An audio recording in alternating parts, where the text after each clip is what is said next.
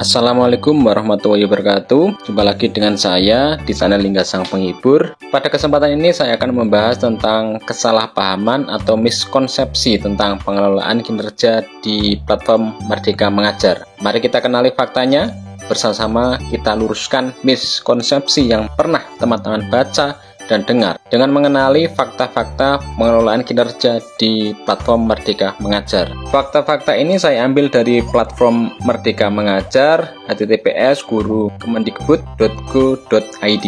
Kita bahas yang pertama, yaitu miskonsepsi yang beredar. Banyak guru menganggap komunitas belajar dalam sekolah harus terdaftar di PMM untuk bisa mengeluarkan sertifikat. Faktanya, komunitas belajar sebagai wadah bagi guru untuk saling belajar dan berbagi praktik, baik guna meningkatkan kompetensinya sehingga mendukung peningkatan kinerja. Komunitas belajar juga di dalam satuan pendidikan tidak harus terdaftar di PMM untuk mendorong budaya belajar antar guru, sehingga komunitas belajar dalam satuan pendidikan itu perlu diberikan keleluasaan, ya, termasuk mengelola kebutuhan belajar bagi guru dan mengeluarkan sertifikat sebagai bentuk apresiasi bagi guru. Kita lanjutkan yang kedua, miskonsepsi yang beredar ini, komunitas belajar dalam sekolah harus menjadwalkan webinar di PMM. Padahal faktanya bagaimana?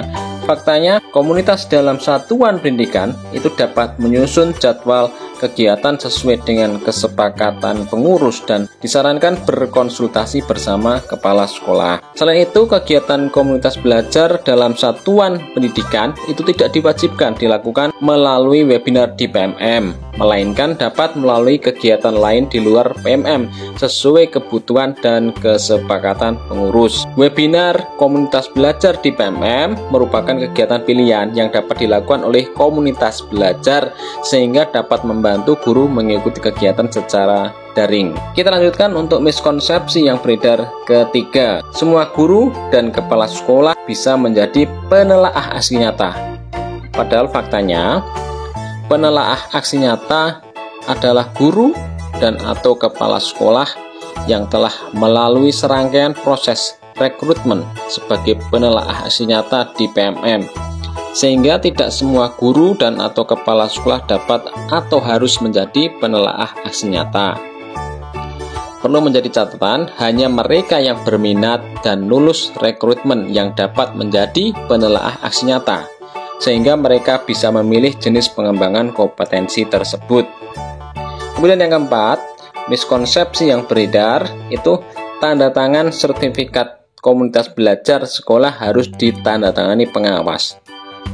Padahal faktanya, komunitas belajar dalam satuan pendidikan itu menjadi kewenangan ketua komunitas belajar, yaitu di sini misalnya satuan pendidikan itu ya kepala sekolah. Jika komunitas belajar dalam satuan pendidikan akan menyelenggarakan kegiatan, pembuktian kegiatan tidak harus berupa sertifikat, melainkan dapat berupa bukti lain selama disetujui kepala sekolah. Miskonsepsi yang kelima, ini guru melupakan tugasnya untuk mengajar karena disibukkan dengan berbagai kesibukan administrasi dengan adanya pengelolaan kinerja di PMM. Faktanya bagaimana? Pengelolaan kinerja di platform Merdeka Mengajar ini bagi guru dan kepala sekolah hanya sebagai alat bantu yang memudahkan dalam pengelolaan kinerja.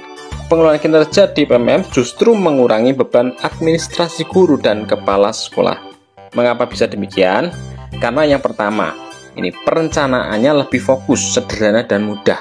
Yang kedua, pelaksanaannya itu berfokus pada kinerja yang relevan dilakukan, yaitu minimal 1 praktik kinerja. Kemudian yang kedua itu minimal 32 poin pengembangan kompetensi dan pengumpulan dokumen akuntabilitas yang rutin tersedia.